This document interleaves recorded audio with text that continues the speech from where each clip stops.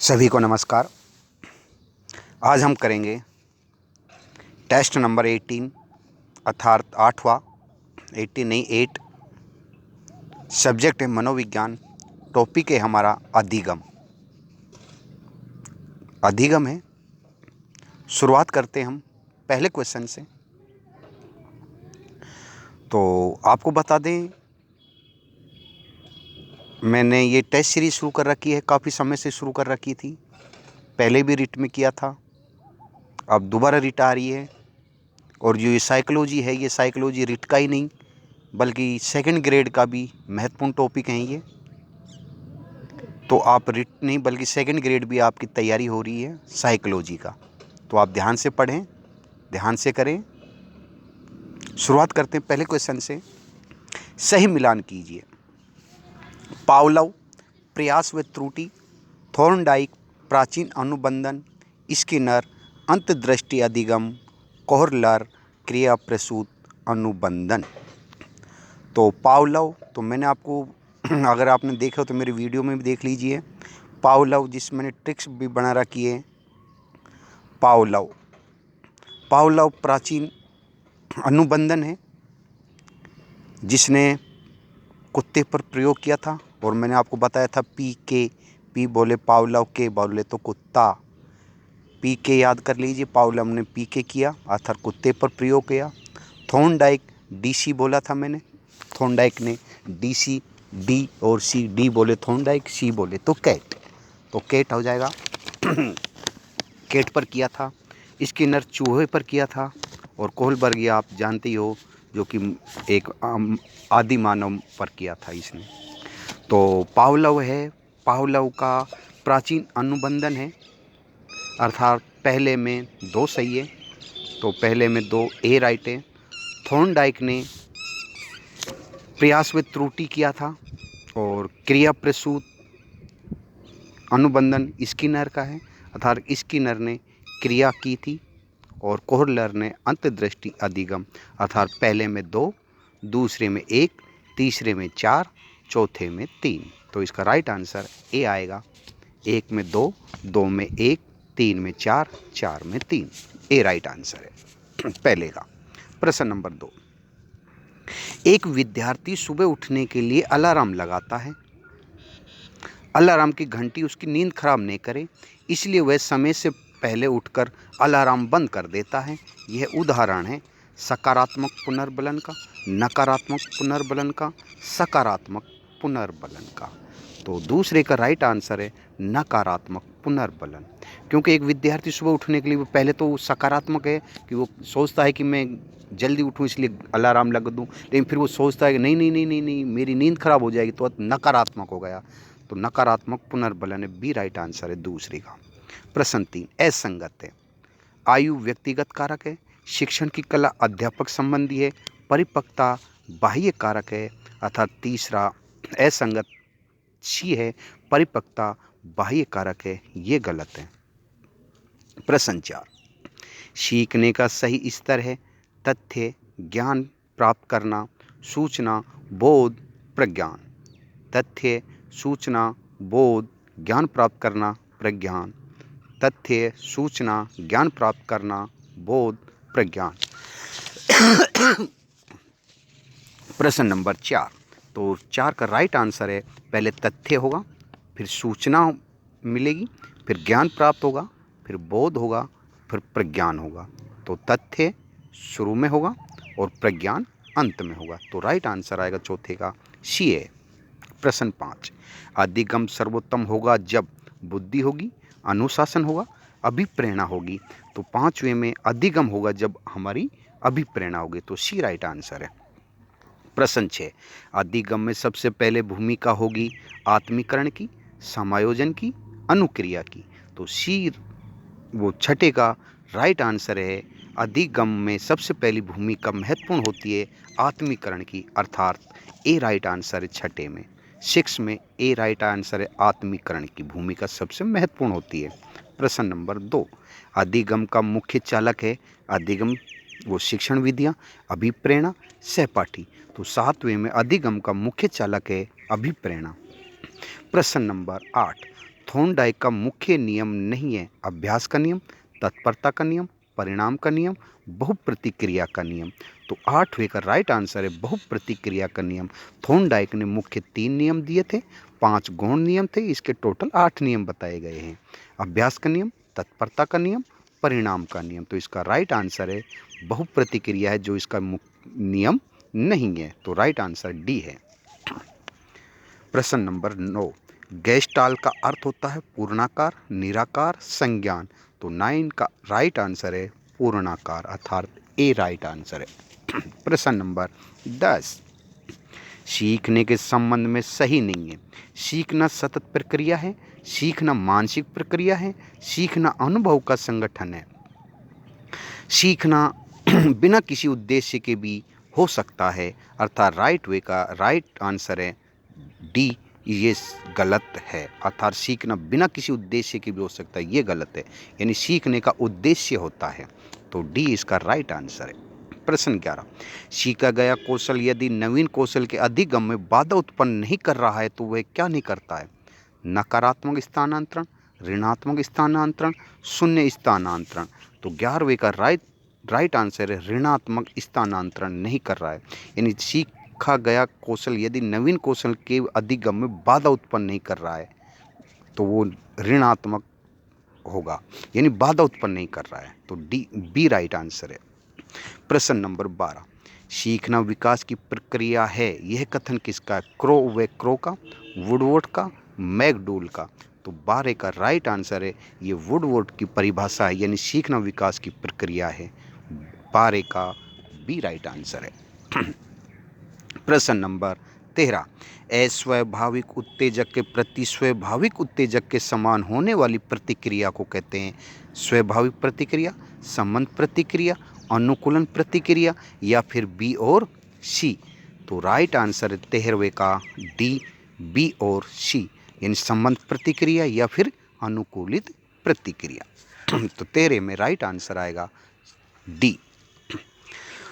तो आपको बता दें जो ग्रुप में है मैंने उसमें पे ग्रुप शुरू कर दिया है, जिसमें 500 रुपये फीस है और 500 रुपये आपकी रिट का पूरा सिलेबस, फर्स्ट ग्रेड और सेकंड ग्रेड का फर्स्ट पेपर करवाया जाएगा। सिर्फ 500 रुपये है और वे भी जब तक आप नौकरी ना लगो तब तक है। ये 500 रुपये इसलिए किया है क्योंकि कुछ लोग हैं जो फ्री का महत्व नहीं मान रहे हैं, कुछ समझते नहीं हैं, फ्री में टेस्ट देते हैं, नहीं देते हैं, कभी दे देते हैं, कभी नहीं देते हैं। जब उनके पैसे खर्च होंगे तो उनको लगेगा, उस टेस्ट का महत्व भी समझेंगे। तो इसलिए मैंने ये पे ग्रुप शुरू किया है। और कुछ लोग हैं जो नहीं देना चाहते हैं, देने में सक्षम नहीं है, कोई बात नहीं है तो आप मुझे मैसेज कर दीजिए, मैं आपको पर्सनल सेंड कर दूंगा। ये आपको मैं पे ग्रुप में भी ऐड कर दूंगा अगर आप 500 रुपये देने में सक्षम नहीं है तो। माफ़ी चाहता हूँ, थोड़ी तबीयत खराब है। प्रश्न नंबर 14, सीखने की विशेषता है, सीखना परिवर्तन है, सीखना सार्वभौमिक है, सीखना उद्देश्यपूर्ण है, या फिर सभी। तो चौथे का राइट आंसर है सभी आएगा। प्रश्न नंबर 15, गेस्टाल्टवादियों ने किस पर विशेष बल दिया? अभ्यास पर, प्रत्यक्षीकरण पर, या फिर संवेग पर। तो गेस्टाल्टवादियों ने प्रत्यक्षीकरण पर सबसे ज़्यादा विशेष बल दिया था, बी राइट आंसर है। प्रश्न नंबर 16, स्वादिष्ट वस्तु देखकर मुंह में पानी आना क्रिया है, यानी कोई भी स्वादिष्ट वस्तु, जैसे लड्डू आपके सामने रखे हैं, जलेबी आपके सामने रखी है, मिठाई आपके सामने रखी है, तो देखकर आपके मुंह में पानी आ जाता है। ये कौन सी क्रिया है? सहज क्रिया, स्वेगात्मक क्रिया, ये प्रक्रिया है। तो 16वें का राइट आंसर है सहज क्रिया, क्योंकि कोई चीज़ अच्छी लगती है तो उसको देख के मुंह में पानी आ जाना, ये सहज क्रिया है। प्रश्न नंबर 17, अधिगम की सफलता का मुख्य आधार है पुरस्कार, दंड, लक्ष्य प्राप्त की उत्कृष्ट। तो 17वें का राइट आंसर लक्ष्य प्राप्त की उत्कृष्ट, अर्थात सी राइट आंसर है 17 में। 18, सीखने के लिए विषय का स्वरूप होना चाहिए सरल, कठिन, सरल से कठिन। तो सीखने के लिए विषय का स्वरूप होना चाहिए सरल से कठिन की ओर, सी राइट आंसर है। प्रश्न नंबर 19, उपयोग व अनुपयोग के अंग है तत्परता, अभ्यास, प्रयास, अर्थात 19वें का राइट आंसर है अभ्यास है, सी राइट आंसर है। प्रश्न नंबर 20, अधिगम का मुख्य चालक कहलाता है अभिप्रेरणा, शिक्षण विधि, पाठ्य पुस्तक। तो बी का राइट आंसर है, अधिगम का मुख्य चालक है अभिप्रेरणा, ए राइट आंसर है। प्रश्न नंबर 21, अधिगम आदत, ज्ञान एवं अभिवृत्तियों को अर्जित करना है, यह कथन है। यानी अधिगम की परिभाषा है, आदत, ज्ञान व अभिवृत्ति को अर्जित करता है। स्किनर की परिभाषा ये, क्रो की परिभाषा है या बर्फी की परिभाषा है। तो 21वें का बी राइट है, crow and crow. B right है 21वें का। प्रश्न नंबर 22, प्रशिक्षण एवं अनुभव द्वारा व्यवहार में होने वाले परिवर्तन को सीखने का अधिगम कहलाता है, ये कथन है। तो 22वें का राइट आंसर ये गेट्स का है, यानी प्रशिक्षण और अनुभव द्वारा। तो देखिए मैं थोड़ी सी आपको ये परिभाषा की ट्रिक्स बता देता हूँ। तो अधिगम, वो 21वां देखिए, अधिगम आदत और ज्ञान। तो ए 2 बार आ रहे हैं, ए जैसे अधिगम में ए आ रहा है, आदत में भी आई आ रहा है, अभिवृत्ति आ रही है, अर्थात ये ए बार बार आ रहे हैं, मतलब 2 बार आ रहे हैं, 3 बार आ रहे हैं। तो इसका मतलब क्रो और क्रो में भी, क्रो में कितने आ रहे हैं, 2 बार आ रहे हैं। तो इसका मतलब है क्रो और क्रो का याद रख लेना, ये परिभाषा याद हो जाएगी। प्रश्न 22 देखिए, प्रशिक्षण एवं अनुभव द्वारा व्यवहार में होने वाले परिवर्तन को सीखने का अधिगम कहते हैं। यानी प्रशिक्षण है, प्रशिक्षण हम कहाँ जाएंगे, कहीं जाएंगे, मतलब कहीं भी, जैसे कोई भी कंपनी है या कोई भी ऑफिस है तो उसमें हम जाएंगे। तो जैसे हम प्रशिक्षण करने के लिए जाएंगे तो हम क्या करेंगे, गेट खोलेंगे। क्या करेंगे, गेट खोलेंगे। तो गेट खोलने पर ही हमें क्या मिलेगा, प्रशिक्षण मिलेगा। तो गेट की परिभाषा हो जाएगी प्रशिक्षण। प्रशिक्षण हम कहाँ करेंगे, कहीं भी ऑफिस में जाएंगे, कहीं भी वर्कशॉप में जाएंगे, तो जाएंगे तो हमें पहले गेट खोलेंगे। गेट खोलेंगे इसका मतलब ये गेट की परिभाषा है। ऐसे भी आप याद कर सकते हैं 22वें में। तो सी राइट आंसर है। फादर ऑफ कंडीशनिंग माने जाते हैं मास्लो, पावलोव, स्किनर। तो 23वें का राइट आंसर है पावलोव, बी राइट है। प्रश्न नंबर 24, अधिगम को प्रभावित करने वाला व्यक्तिगत कारक है संचार के साधन, अध्यापक, परिपक्वता एवं आयु। 24वें का राइट आंसर है सी, परिपक्वता एवं आयु। 25, सीखने से संबंधित तथ्य निम्न में से नहीं है। तो 25वें का राइट आंसर है सीखना केवल विद्यालय में होता है, ये गलत है। सीखना व्यवहार में परिवर्तन, बिल्कुल राइट है। सीखना एक सार्वभौमिक प्रक्रिया, ये भी राइट है। तो बी गलत है। प्रश्न 26, परिपक्वता इत्यादि से व्यवहार में उत्पन्न परिवर्तन को भी अधिगम कहा जाता है, नहीं, हाँ, अनिश्चित। तो ये कह रहा है कि परिपक्वता इत्यादि से व्यवहार में उत्पन्न परिवर्तन को भी अधिगम कहते हैं, ये गलत है। यानी जो अधिगम है वो परिपक्वता से नहीं होता है, ये गलत है। अर्थात परिपक्वता से नहीं होता है वो व्यवहार में परिवर्तन, तो ये नहीं आएगा, ए राइट आंसर है। 27, एक बालक पहाड़े सीखकर उसका उपयोग गुणा भाग करने में करता है, अधिगम स्थानांतरण के किस प्रकार का ये उदाहरण है, मानसिक से शारीरिक, मानसिक से मानसिक, शारीरिक से मानसिक। तो 27वें में राइट आंसर है मानसिक से मानसिक है, अर्थात बी राइट है। प्रश्न 28, पावलोव के शास्त्रीय अनुबंधन में पहले भोजन उसके बाद ध्वनि उत्पन्न की जाती है, पहले ध्वनि उसके बाद भोजन प्रस्तुत किया जाता है, भोजन ध्वनि एक साथ प्रस्तुत की जाती है। तो 28वें में पहले ध्वनि उसके बाद भोजन प्रस्तुत किया जाता है। शास्त्रीय अनुबंधन में पावलोव का जो शास्त्रीय अनुबंधन है जो कि कुत्तों पर किया था, उसने सबसे पहले ध्वनि उत्पन्न की थी, उसके बाद भोजन दिया था। तो इसका राइट आंसर है बी। प्रश्न 29, मनोविश्लेषणवादी सिद्धांत के प्रवर्तक है साइमन, फ्रायड या आल्पोर्ट। तो 29वें का राइट आंसर है फ्रायड है, बी राइट आंसर है। प्रश्न 30, आप एक अध्यापिका होने के नाते आप सीखने के किस नियम को नहीं अपनाएंगे, तत्परता का, अभ्यास का, प्रलोभन का। अर्थात 30वें का राइट आंसर है सी, प्रलोभन का। सॉरी।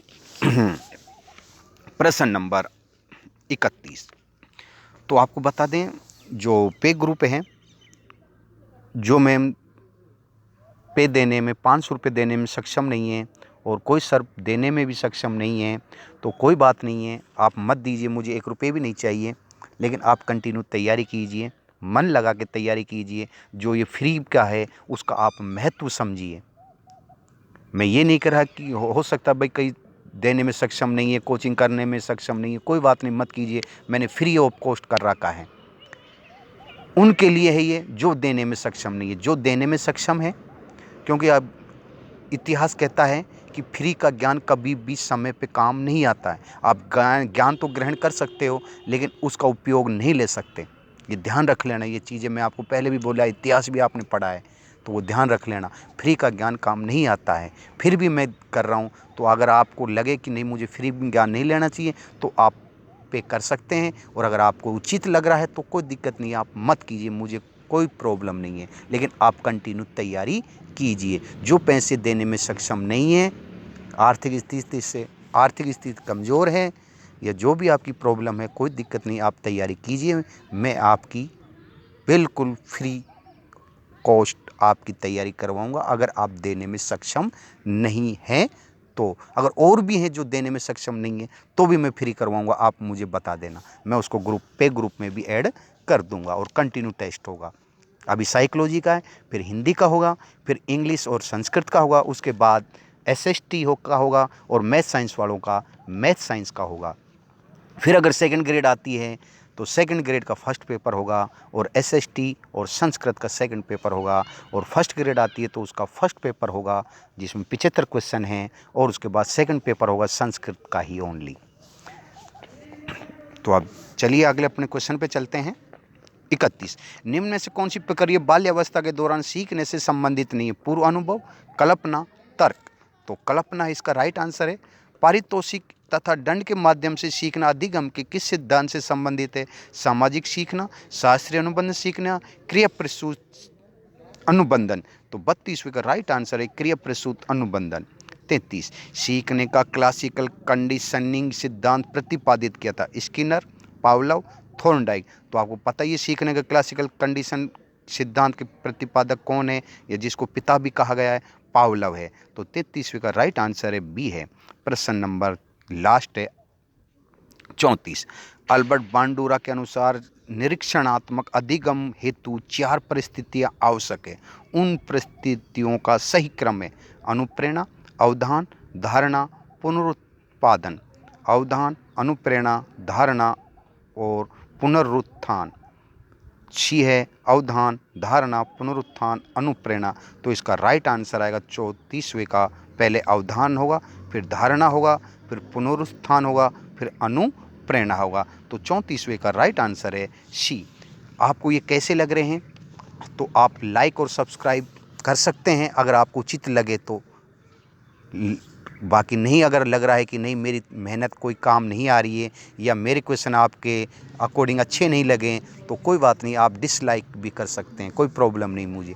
लेकिन आप लाइक तो ज़रूर करें ताकि इसमें आपका प्रेजेंट का भी पता लगे, आपको ये भी पता लगे हाँ भाई मैंने टेस्ट दिया है और मैंने लाइक भी किया है। और सब्सक्राइब तो ज़रूर कर लेना, क्योंकि सब्सक्राइब इसलिए कर लेना ताकि आप जो भी मैं वीडियो बनाऊँ आपके पास तुरंत आते रहें। हो सकता है आपको ग्रुप से निकाल दूं, लेकिन फिर भी आपके पास ये वीडियो आ जाएगा। तो सब्सक्राइब आप ज़रूर कर लेना, ये आप ज़रूर करें, सब्सक्राइब ज़रूर कर लेना और लाइक ज़रूर दबा दें। सभी को धन्यवाद।